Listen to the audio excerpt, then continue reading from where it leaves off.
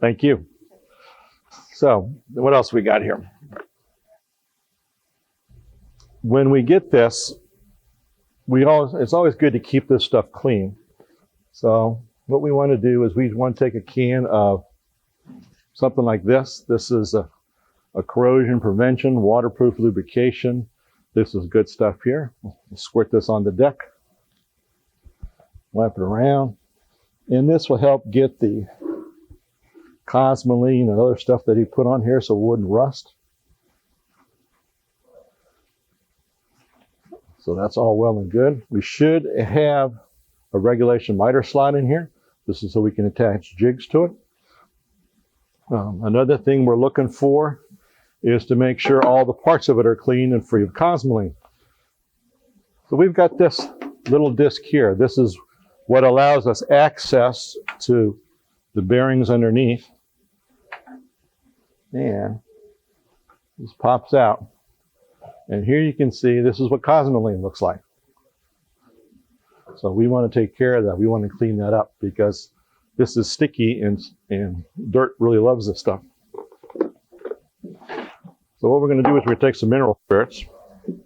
Yeah, where did I put my little screwdriver? Oh, here it is.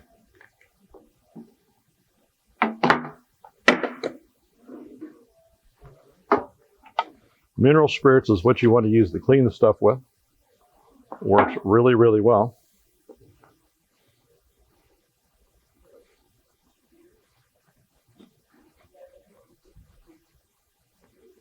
And in no time at all, we have a nice piece of aluminum that is clean and fluffy. Why do they put the cosmoline on anodized aluminum? I don't know. It doesn't rust. I want to clean in here where it was sitting. Now, Laguna does this, several others do this. The old jets and Pyromatics don't have this adjustability, but this is set so that this can be adjusted. Well, why would you want to adjust this?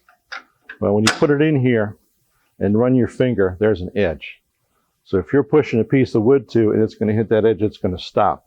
And this bandsaw is running, you're trying to mess with the wood. So what you want to do is adjust this so that this is even. To do that, in this particular saw's case, you need a 2mm Allen wrench. And it goes right in here because there's little screws in these holes, even though they're hard to see. So you turn them until it's even. So a bandsaw that has an adjustable throat plate is going to be a better value for you than one that doesn't. And once you probably adjust it the first time, you'll never have to do it again.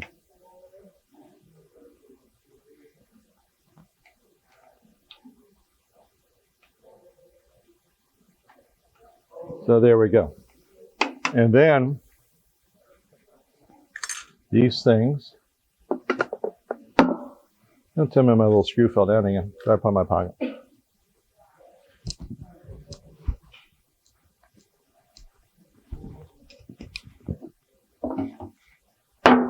Yeah, well.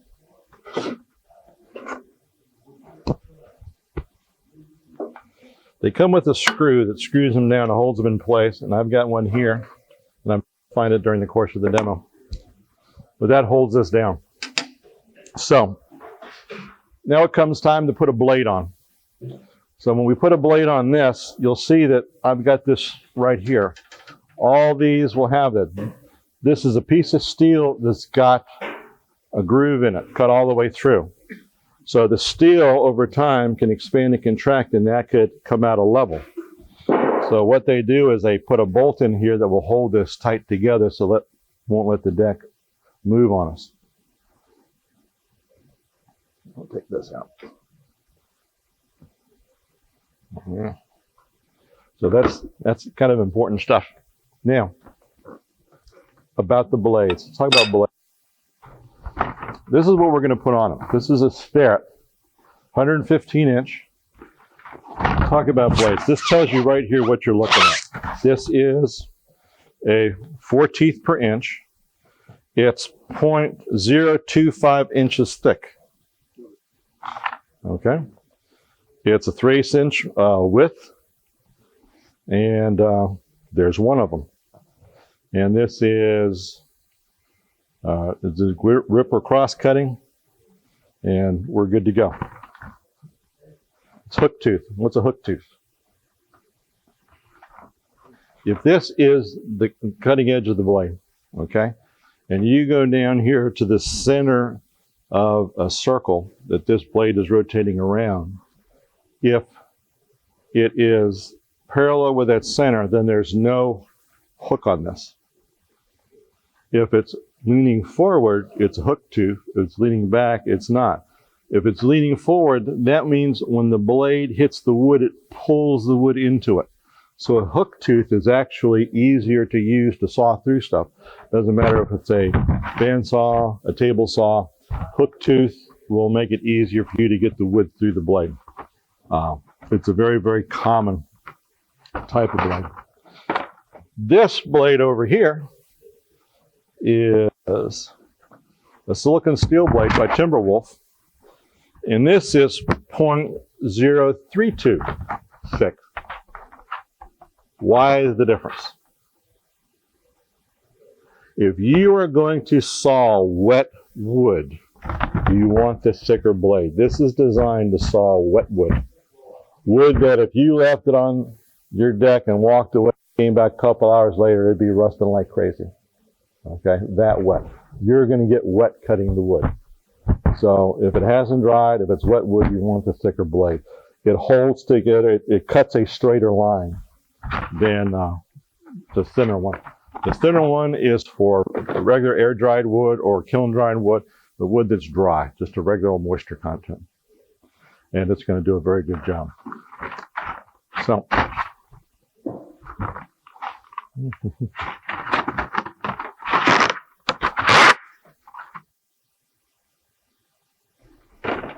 it's 3/8 inch board, a 3-inch one, 6 teeth per inch. And then when we take it out, just don't throw it on the floor and let it jump out, because you can bend some of these. You all know how to fold these up, don't you? Teeth away from you, step on it. 1, 2, 3 twists. Do this. And you put one on a hook, it's stable. We'll have a pop quiz later on and do this and see if they'll.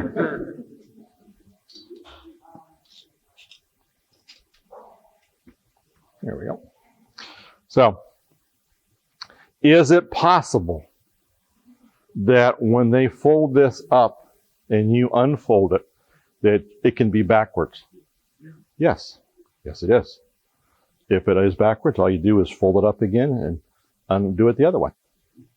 But you know it's the right way when you're holding it like this and the teeth are pointing down. And you'll also see on this one, that's the weld joint. They did a very, very good job. So let's talk about what this blade is made of. This is made out of high carbon steel. Okay? High carbon steel is going to be the sharpest blade that you can get. It's also the blade that's going to dull faster than the others. But this blade has been hardened. What part of it? The teeth and the back. They'll harden no matter who it is. The teeth will be hardened.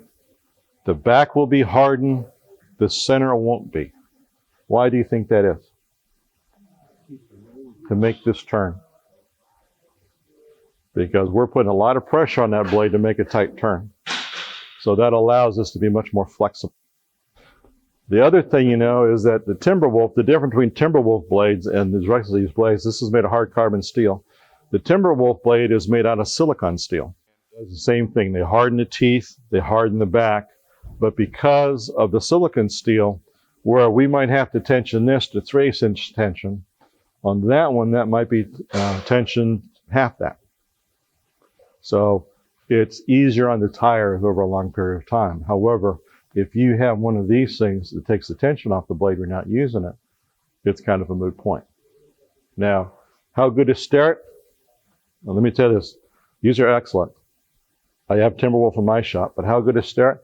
They make more bandsaw blades than everybody else in the world combined. Because Starrett not only makes blades, they make blades for metal workers, they make blades for timber mills, they make blades for butchers. I mean, if there's a bandsaw anywhere with any function, they make a blade for it. So they're excellent. These are very good. All the teeth, just like for a table saw blade, should be offset.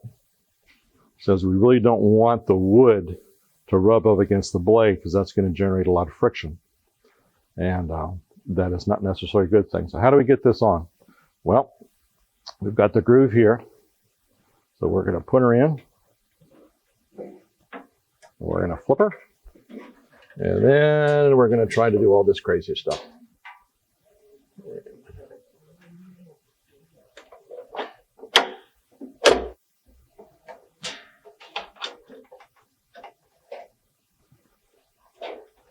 Now, no matter what kind of blade you get, they're all going to be going into a groove somewhere.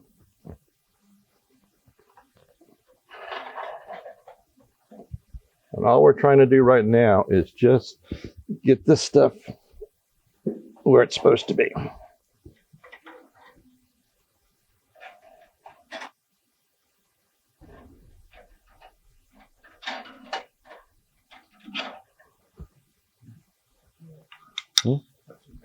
Not yet,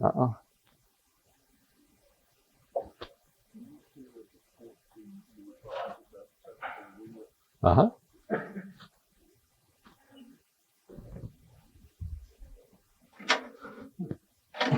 There's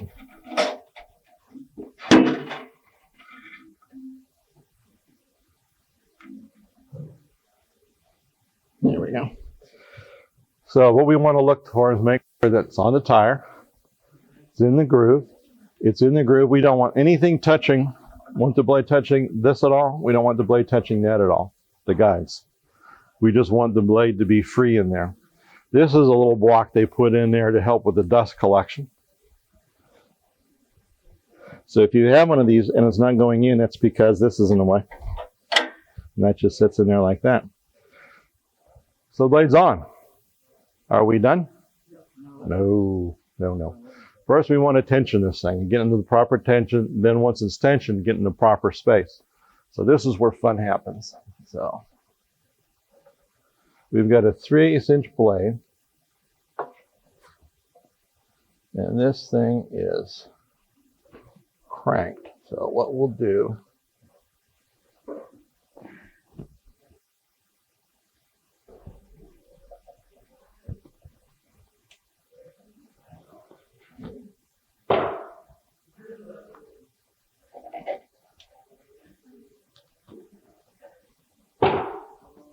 can you over-tension these blades? Oh, yeah.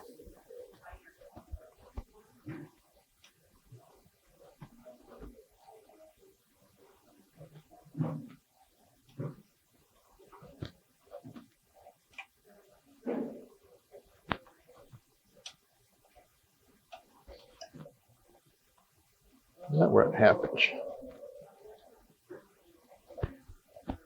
Normally when you change a blade, get comfortable. Put some music on, get a cigar going. Technically, according to the manual, this is properly tensioned now. If we look here, there's a little arrow that's pointing where it says 3/8 inch. And this is good to go. However, you always want to turn it. Turn it by hand. So you want to come up here and turn this and see what happened to the blade.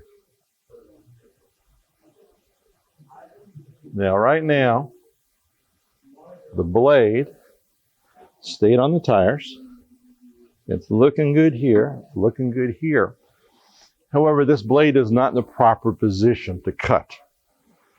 There's two schools of thought on the proper position of the blade. Okay? First school of thought.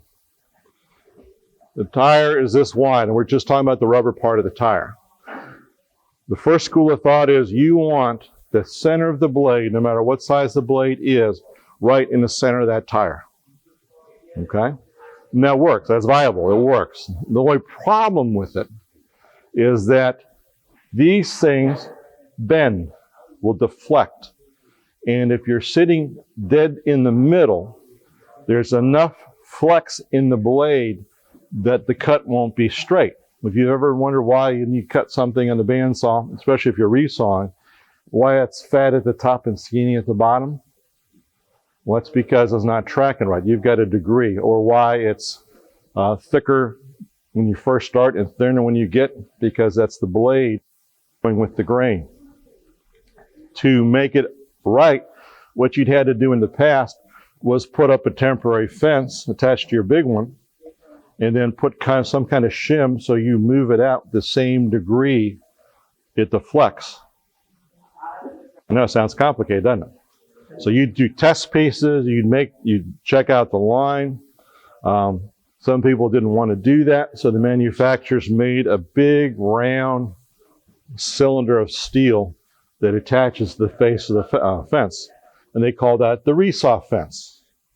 Then what you were supposed to do is draw a line down the top of your wood you're cutting and adjust the fence so that line hit the tooth, and then as you're pushing it through and the blade starts to deflect, you've got a pivot point. You can actually move the. There's a better way. And the better way is, instead of putting the center of the the center of the blade in the center of the tire, we're going to put the gullet, where the gullet comes in the center of the tire. What's the gullet? The gullet, yeah. Low point? I think it's the low point, isn't it? Yeah, it's where the gullet comes in. Let's have a big TPI. This is the tooth right here, and this opening behind the tooth is called the gullet. That's where the sawdust goes when it cuts. That's why if you're doing something like a big resaw, you want a 3 blades or 3 blades per inch, because that gullet is huge and it holds a lot of sawdust because it's going through a long way through the wood before it pops out. If you want to try a resaw, a 12-inch board with the smaller gullets, just don't push it through as fast. Because when this fills up with sawdust, the sawdust is pushed against the wood. And if you've ever cut wood and you see smoke coming out, it's because you're pushing through too fast. Okay? So what we do is we want that gullet right in that imaginary center line. Again, this is all by hand. It's not even plugged in yet. Behind the saw here, and they're all like this. There we go. There is usually a screw with a nice handle on it. And what that does is it takes that top tire, and it tilts it this way or this way. Okay? And that's how we're going to place the gullet. So what we're going to do is we are going to give it a turn, and we're not right behind the teeth. What we're doing is we are locking those teeth in place. So they're not going to do this, they're not going to do that. They're going to cut absolutely straight and true. And so you don't have to worry about angles or auxiliary fences or this or that or the other. We'll do absolutely true. So what does that mean for us? That means if we take a piece of the resaw, or we're cutting a flat piece, and we go, say it's 4 feet long, the distance, the width here at the top will be the exact same width 4 feet later at the bottom. If we're cutting a long resaw piece, that means that the width and the width are going to be the same as far as the cut goes. Okay? So that's what we want. Yeah. You're using a resaw like 3/4 inches wide. Uh-huh. Is it going to harm the blade? No. No. It might pop out a little bit. Mine does on my saw. You're good. You're golden. They give you enough room to move this stuff around that we're golden. If you don't like it, the only reason, first of all, I used to cut with 3/4 inch blades all the time for resawing. All the time. Okay? And you don't have to. You can get you can get a better resaw cut on a 14-inch bandsaw with a 1/2 inch blade than you can a 3/4. 3/4, that's a lot of steel, and you're bending around the tires. It puts a lot of pressure on the tires. It puts a lot of pressure on the blade. I can get the same cut with a 3 teeth per inch, 1/2 inch saw, a 1/2 inch blade, and it all stays on the tire. Believe me, I bought lots of 3/4 inch blades, and I broke a lot of 3/4 inch blades. I haven't broken 1/2 inch yet, because I'm not stressing the blade near as much with that tight 14-inch turn than the 1/2 inch does. If I was in a production shop, I wouldn't be resawing on a 4 of an 18-inch or a 20-inch with a thicker blade. But your shop that you're working on stuff, you really don't need the 3/4 or a 1/2 inch is fine. I find it preferable. However, I encourage everybody to dip their little toesies in the pool and try different stuff.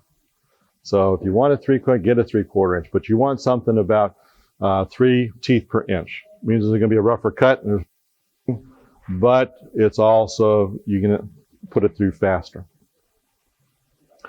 So we've got the blade on. That didn't hurt too bad, did it?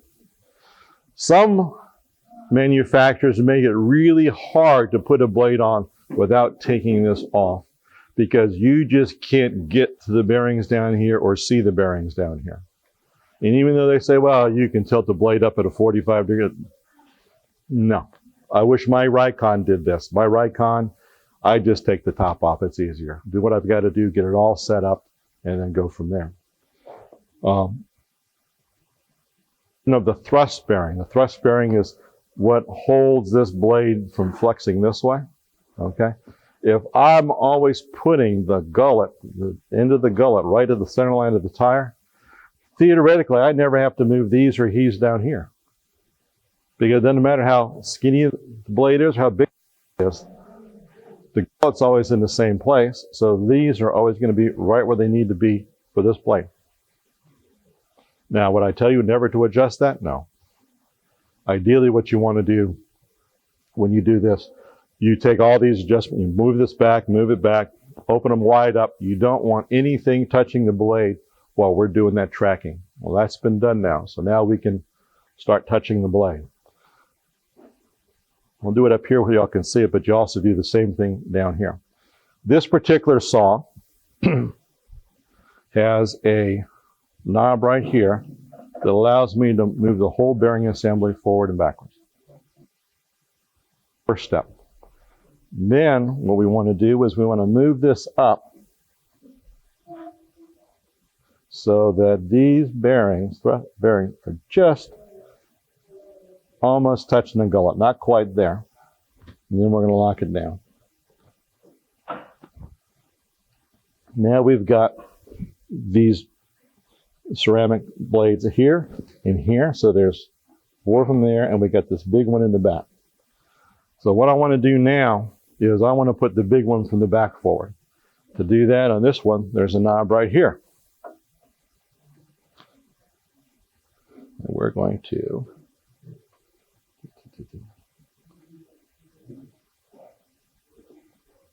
oh, come on.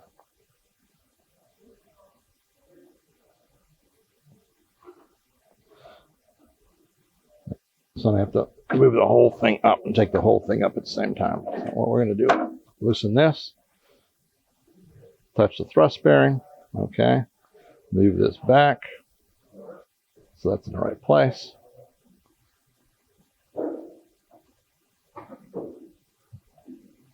Lock you down.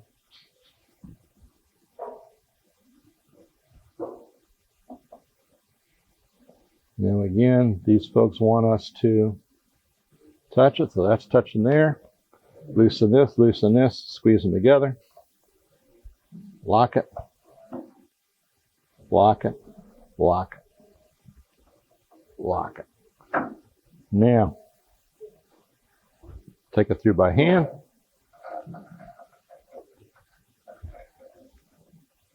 And that's good, that's good. So this is what it should look like, okay? This little thing in the back is touching the back of the blade, because remember, this is ceramic stuff they want it to touch. Normally we'd have it the thickness of a dollar bill. Touching on the sides, touching on the sides. We want to do the same thing underneath. So we're gonna, move this forward. Harder to get to.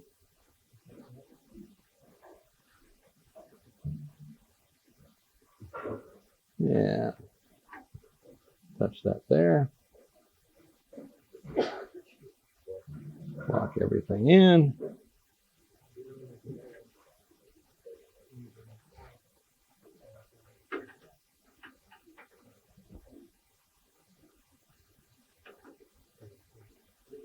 Okay, now we're going to do the same thing. Take this through by hand. Okay, that blade is on. Everything's set up properly.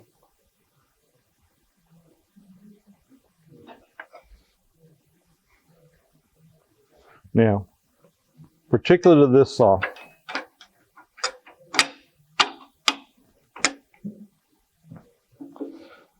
going to put this in.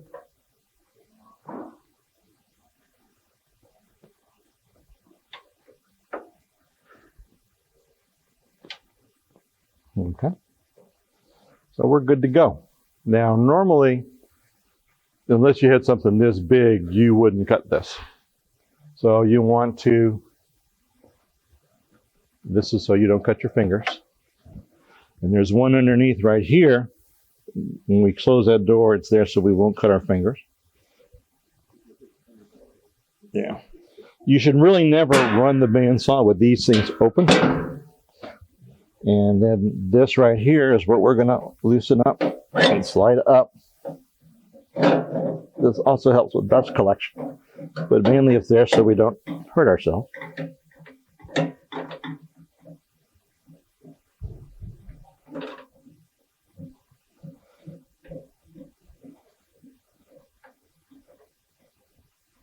There we go.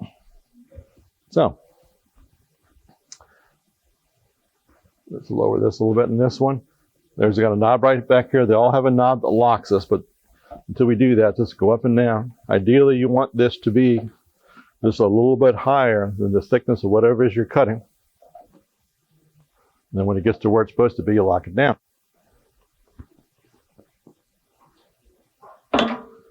So, what we're going to do now is give it power.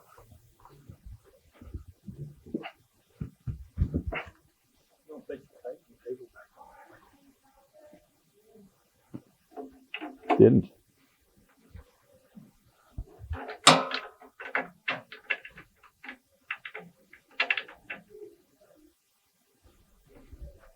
Okay.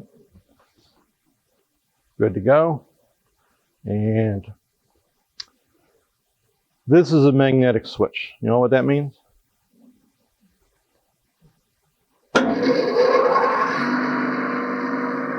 Works great, humming like a champ. Suppose we had a power failure.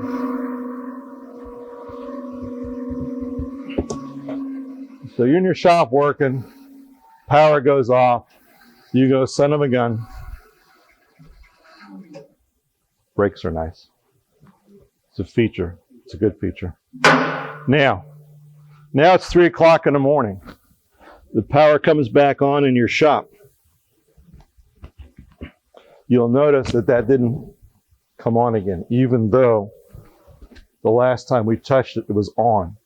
A magnetic switch, when you lose power and your machine's on, you can walk away from it. When the power comes back on, your machine will not start up. Older machines do not have magnetic switches. So if you're ever in a shop and you lose power, unplug the machine, then go inside. Because otherwise it will come on when the power comes on. Okay? So that's a good safety feature here. This is a panic switch. Just smash it and we'll turn this off. Now it'll wind down unless you step on the brake, but Until that comes out, saw won't turn on.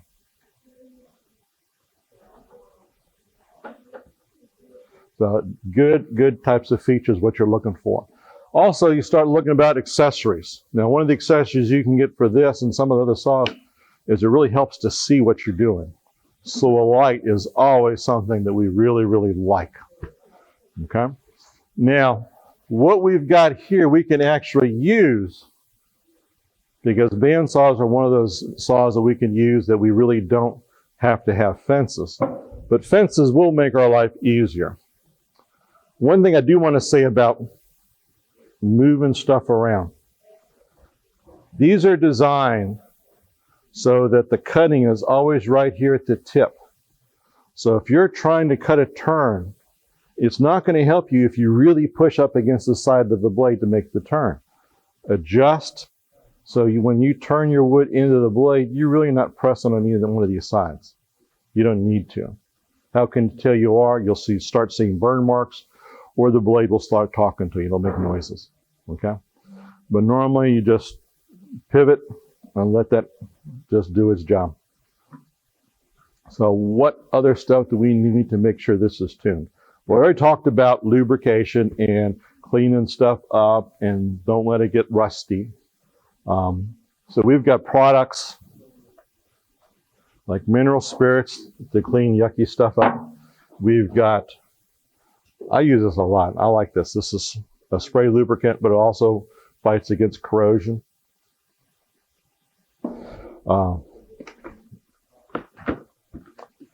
We also have a fence. Sometimes fences come with them, sometimes they don't. But this is a good fence right here. Comes in two parts. And the first part works like this. It's going to ride on this rail. So we're going to put it in here.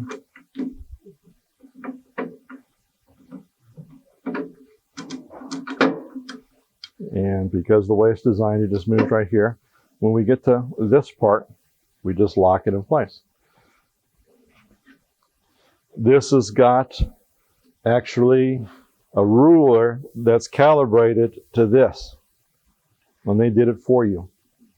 So if you want to come something 4 inches wide, you'd put the fence where it says 4 inches and you'd be cutting fine.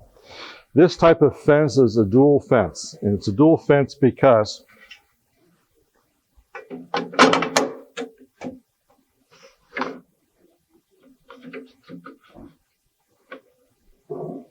and pretty soon you're going to see what I mean about the ruler.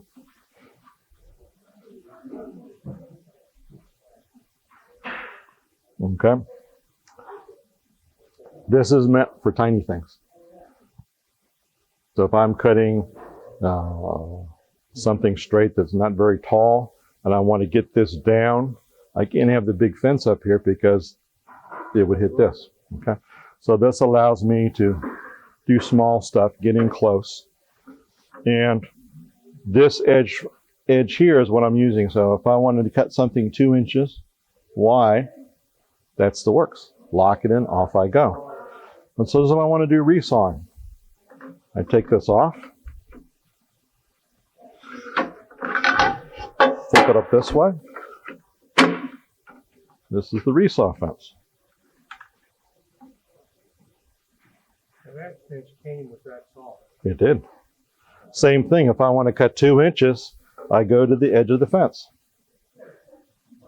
And that's 2 inches wide. So this allows you to do resaw work. This allows you to do flat work. Now, could this fence be better? Certainly could. Some fences you'll see will have a little slot in it that you can do attachments, like resaw. This doesn't have that because this is assuming that you know how to set this up so it doesn't drift. But there's all kinds of different stuff that you can get. They make aftermarket fences. If you want to get something nice and wonderful, you look at this one. And here you have, this is for a Nova, but here's the idea. There's aftermarket stuff out there that you can get for fences with flip stops and all kinds of things. So you're not just limited to what came from the manufacturer. I've made my own fences and attached to this here, and those work fine. If you want something special that happens, but there's a lot of neat stuff that's out there, so don't feel limited, but you really do need a fence. So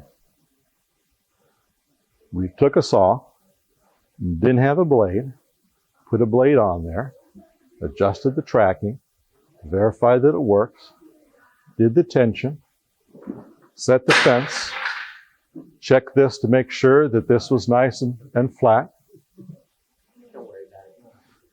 It works. Is there anything else I need to be worried about? This generates a lot of, and this particular one, and we're not going to cut with it, but if I did, you would see sparks out all over the place. And you go, dust collection is very important. If you look at the back of this saw, there's 2 dust ports.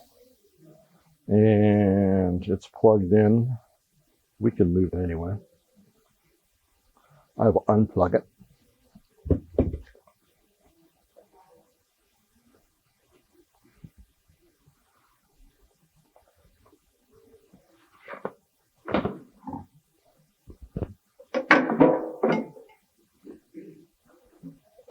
If the mobile base is really good, if you can get a mobile base with your bandsaw, it's wonderful. So let's look at this from the back.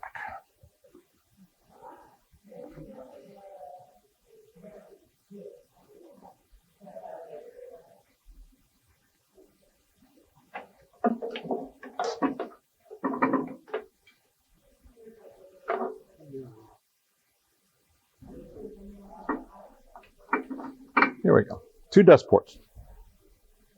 Here and here. Why 2?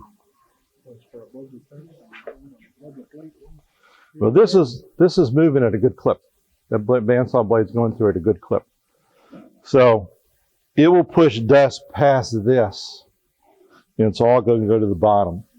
And then what we don't want to happen in the bottom is the blade is on that bottom tire and coming up this way. If the dust gets on the tire and then it rolls under here, that blade's going to press the dust against the tire. Time it's going to get thicker and thicker. The tension is going to go out of whack. And now instead of laying flat on the tire, it's pivoting.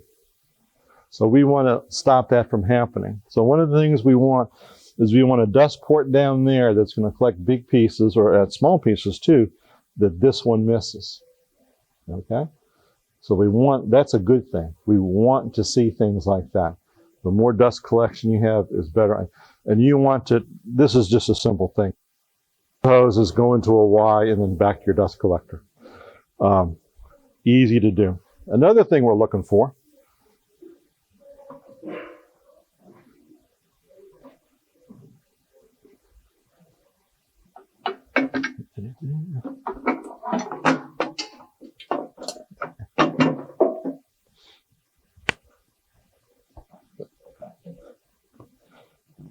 open the door. I got to move this down.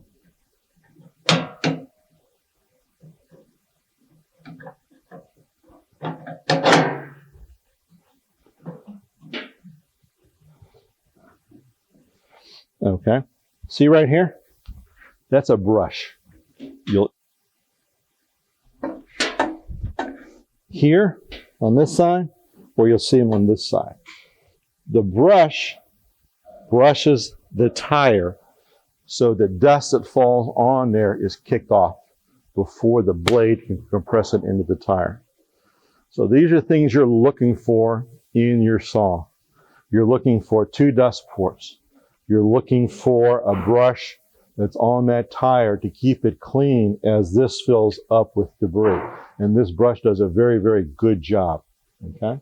You're looking for, if it doesn't have a light attached, you're looking for a light that you can attach to it. This one, the nice part about this is this plugs into a socket right here. So you're not having wires going all over the place. Some of the better bandsaws will have a socket up here that you can plug your light into. So look for lights, look for 2 dust ports, look for a way to adjust this throat plate here So you can get it nice and flat. Some of the little plastic round ones, you can't adjust. So if they're a little bit low, unless you start putting paper underneath to try to balance them out, every time you put some through and it hits this little ring, it's going to stop. So these are the good things that you want. I like ball bearing guides. These work just as well. These spark, ball bearings don't. But ball bearings, after a while, stop turning. And then they become like these. So you have to take the ball bearings. I've had to replace the bearings on mine, the ball bearings on mine, and I use my bandsaw a lot. I've completely replaced them once. And in my saw, it takes 1, 2, 3, 4, 5, and they come in 10 packs. You can have some of them that have 2 up here, 2 up here. Just share the wealth. But this works well. This is hold the tension. The only thing I don't like about these is they can spark. I like the ball bearing ones. Personal preference. If I was going to pick a bandsaw and I had this or another, I wouldn't say no to a bandsaw just for the bearings. I can live with this. I prefer ball bearings, but I can live with this easily. What I really want to see is I want to see things like this. I want to see the dust ports. I want to see at least a 1 3/4 horsepower motor. At least. My particular one, I've got a 2 horsepower on it, which means I've got to plug it into 220. But actually, no, it's a 3 horsepower. It's a 3 horsepower motor. And I've taken logs, put it on a holder, and just cut it like it was bread and butter. I mean, if you're going to cut big things, you want power. The minimum amount of power you want is 1 3/4. Bandsaws from about 20 years ago was very popular for 1 single horsepower. So if you're buying something used, look really hard at the guides, look really hard at the dust collection, look really hard at the motor. If it's under 1.5 horses, I'd say bye-bye. It's up to you, but you want the chops to actually go through. I've taken a 1 horsepower jet and actually stopped it in a piece of wood. So, these are good. Like this is going to pull about 15 amp circuit. There's probably even less than that. 115 volts. It really doesn't say, but this will go easily on a 15 amp circuit or a 20 amp circuit. Now in my shop, I've had it all wired for, I've got 20 amps, I've got 15 amps, I've got 220s. You wouldn't have any problem with either one. If the motor stresses, and the only way you're really going to stress the motor, if the blade's really dull and you really make an aggressive cut, yeah, you can pop a circuit breaker, but you should have no problem. Any other questions?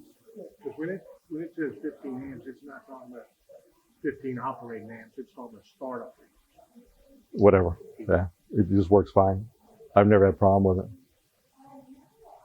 I just worked on mine, a fuzzy blade on it, and I followed everything, but it does not track in the center on the bottom wheel. No, it won't. Don't even think about it. Then it just, people think it's got a track in the same spot, but no, it doesn't. No, you see the wheel, people talk about it has to be coplanar. Coplanar means that the center part of this wheel is exact in the center part of this wheel. And that's not right. What you want is the blade to track. And what they do is they set this up so the blades will track and they won't adjust. But since this moves and actually tilts this way to get this up here, that means it's never going to really track the same spot here, because to do that, we'd have to move this one and this one at the same time, the same amount. So that's why when people see that and go, oh my God, the bandsaw's not coplanar, let me take off the wheels and the bearings and readjust this. Please don't do that. Nothing good will come of it. Because this moves and this doesn't, they won't track on the same spot. That's okay.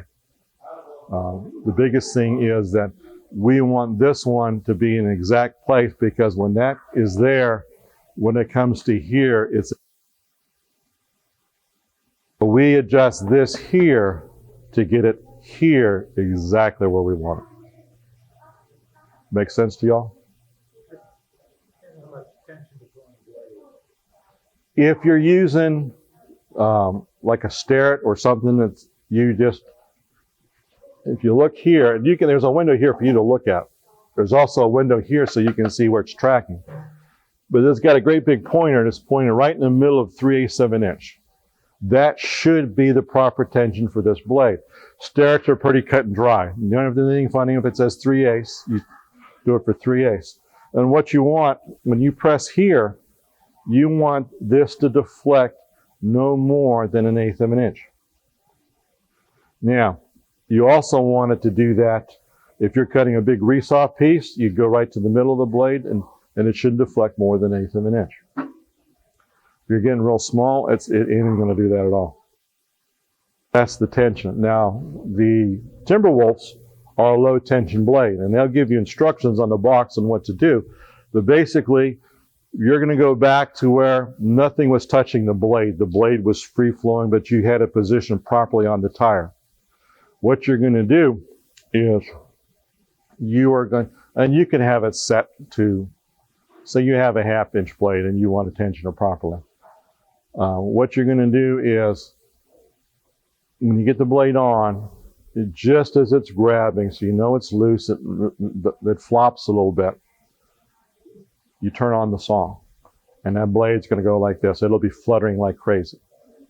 So you turn up the tension lever, and the fluttering should start to go away. You're going to turn the tension, and all of a sudden you're going to turn it, and bam, it's not going to move. It's going to be up, down. There's no more flutter. Just a little bit more, and you're done.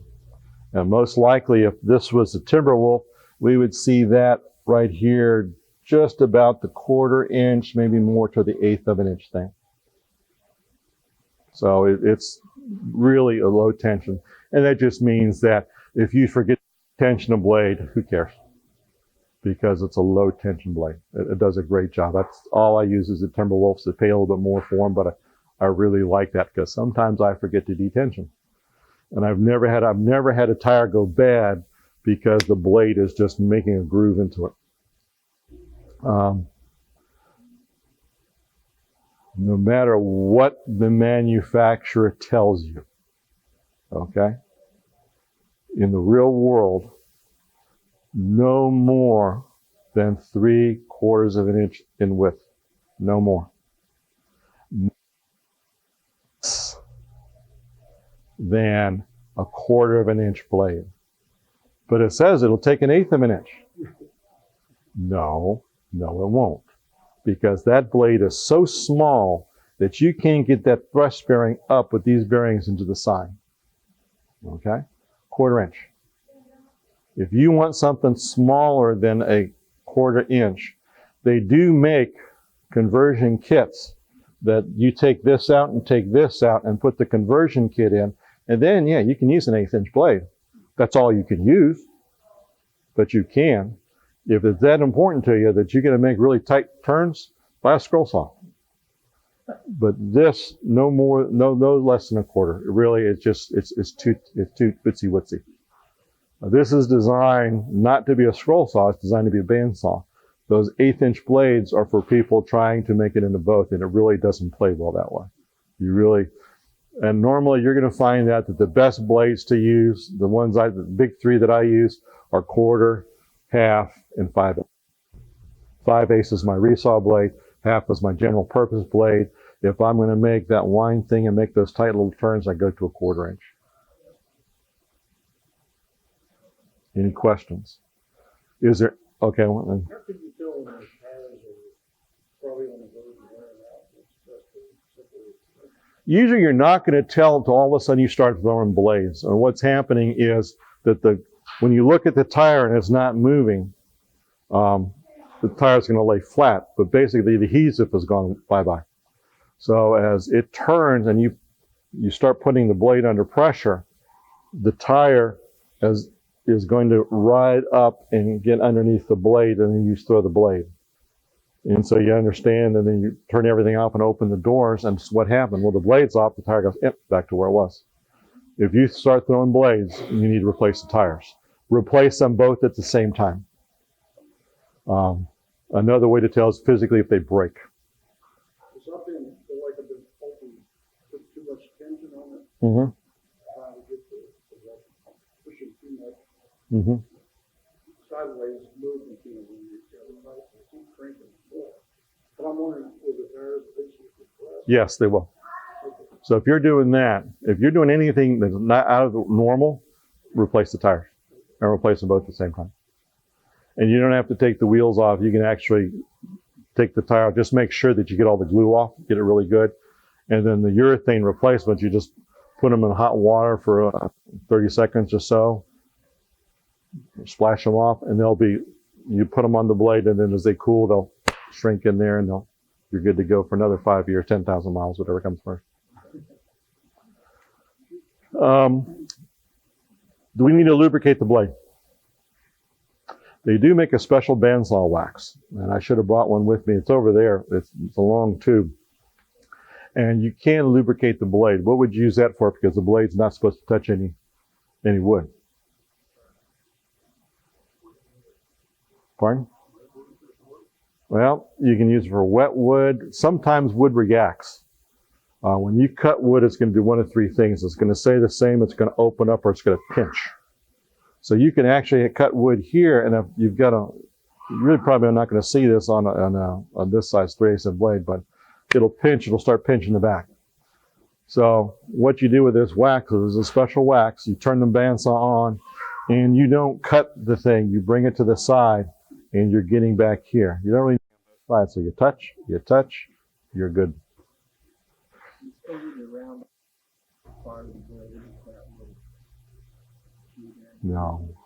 No. What he's talking about, it was very, very popular. I'm going to make a tight circle cut, like this. If I'm using a 1/2-inch blade and I'm trying to make this, there's a good possibility this part that I've already cut is going to hit the back of the blade as I do the circle, okay? And they'll make lines and stuff. So what the big thing was, they made a little piece of wood about this big that has Arkansas stone in it. And you're supposed to turn the bandsaw on and touch the corner, and that way you camfer the corner. No. The blades are designed a certain way on purpose. And the shapes of the blades and the materials are done on purpose. So what happens if I'm cutting in this circle and I'm hitting the back of the blade with the wood? Cut a bigger circle or put a thinner blade on, a smaller diameter blade. So if I'm doing this at a 1/2-inch, maybe I want to put a 1/4 inch on there. And then I can cut a much smaller circle without hitting the back. So that's mainly, that's one of the things you really don't need. You just change the blade. You really saw, it's not that difficult to change the blade. Now, today was outstanding. Quite frankly, that was one of the easiest blade changes I've ever done in my life, and I've done a bunch of them. And some of it just much easier than others. yeah. So it is really not hard. Yeah. This makes it easy because I can get to this stuff in here really easy. Mine at Rycon and Home, in the old design, it's really difficult for me to get in there, and it's quicker to take this off, do back on, and get on my hands and knees and reconnect everything. It's faster. So, but this was impressive. This did good. Any questions about anything we covered today? So just to be clear, I mean, that guide, I have an older Craftsman, and this is my first venture into this, and the tension's not correct. I had to go way past what that guide was to get the proper tension. Is that okay? Something's wrong. It shouldn't be that. Regardless of what this says, 1/8 of an inch. So if it's not moving an 1/8 of an inch, the guide wouldn't coincide. so if you did it, say you had a 1/2 inch and Yeah, or right where that guide is, I had to go and put additional tension on to get it. Okay. Then from this point on, just ignore the guide. Just go in here. You can do the I flutter. thought I was doing something wrong. Now, you can do the flutter test. For this one, all you want to do is you put it under tension. Before you leave, come up here and actually push this, and that's the maximum amount of tension. This is a good time. If you want to see, feel what it looks like, want to see what this is supposed to look like, now's the time, folks. And if any other questions, That's since it's a 14, that's a 14 height, not a 14 throat. here's the deal. There is no standardization. It's either going to be a 14-inch diameter wheel, or it's going to be 14 inches from here to the spine. Sometimes they're both. Sometimes only one of them is, okay? It's supposed to be the wheel, because the wheel determines the size of the blade and the thickness. So it's important if you've got a 14-inch wheel. That's why you can't use a 1-inch blade. Not that a 1-inch blade won't fit, it won't turn. The turn is too sharp for it. Now, sometimes they make a little bit, I've got my 14-inch bandsaw at home. I've got 12 inches this way. I've got 14 inches this way on 14-inch tires. So just because it says a 14-inch, don't make the mistake that it's 14 inches this way. This is about 12 inches on a 14-inch is about the most you're going to get. But you should expect at least 14 inches here. The wheels are supposed to be 14. If they're not, then kind of stay away from that. Yeah. Having the little windows is cool. I gotta replace my tire. Mhm. And so make sure when I come down here, ask you, do I need to bring the wheel with me or? No, you don't have to take the wheel off. The only time you should take the wheel off if the bushing broke or the wheel's physically broken. Just measure across the. No, if it says 14, there should be a tag on the back of this. All these saws should have a plate that tells you the voltage, but also tells you the size of it tells you the size of the blade. But if it's a 14-inch bandsaw, it should be a 14-inch wheel. So when we sell replacement wheels, all you have to tell us is you have a 14-inch bandsaw. If all these wheels are 14 inches and all the 14-inch replacement tires, so that's what I'm saying. If you have one that says 14 and the wheel's not 14, avoid it like the plague, because you'll never be able to find a tire that fits. They all should be, 14-inch should be the wheel, because that's what we have to replace the tires with. Not this distance. If it is, that's consider it just a good feeling. They're all the same width. Yeah. The tires is going to be a little bit thinner in width than the wheel. You should always have a little bit, like here. Here's the wheel, but the tire, there's the edge of the tire. So you get about this much different. And so does it make any difference if the tire comes all the way at the, no.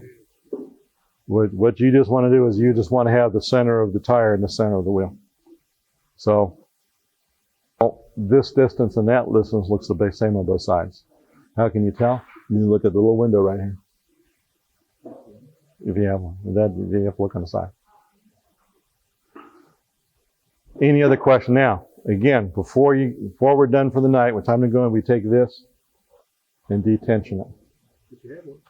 And now, if I were to turn this on, bad things would happen. The blade would move, it'd fall off the thing, and it could get jammed. If it gets jammed, it could snap. Time to turn it on again. Back. I should show you this too. Believe it or not, bandsaws vibrate. I know it's tough to believe, but it's true. I read it once in a book.